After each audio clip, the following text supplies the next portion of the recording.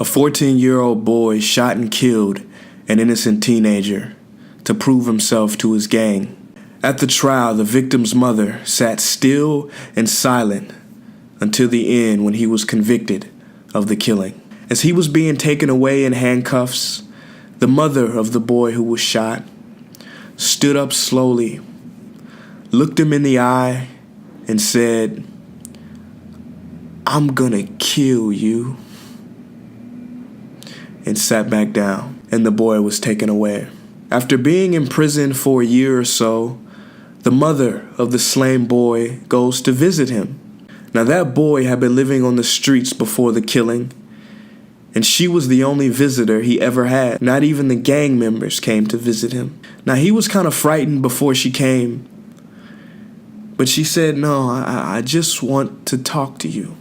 And for a time they talked, and when she left, she gave him some money for cigarettes. And then she started step by step visiting him more regularly, trying to understand the guy who killed her child. And she goes every few months. And when he's about to get out at the age of 18, she asks him, "What are you gonna do when you get out?"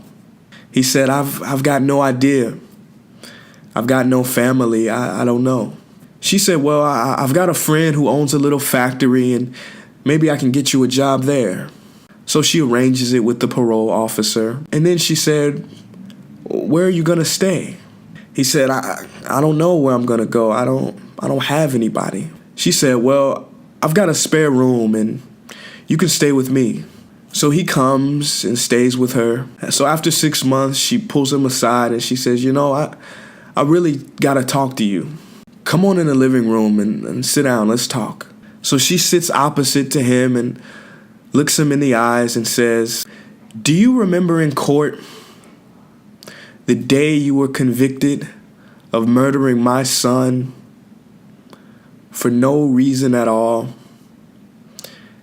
And I said I was gonna kill you?"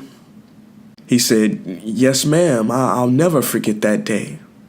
She looked back at him and said, "Well, I did. I did not want the boy who murdered my son to live on this earth anymore. I wanted him to die.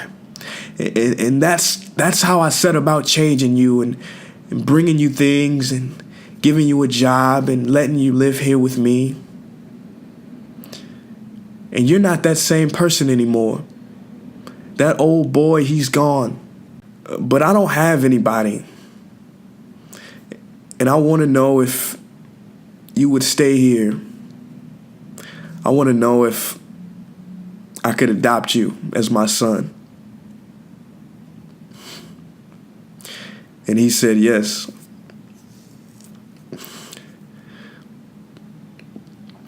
And she became the mother of her son's killer. The mother he never had.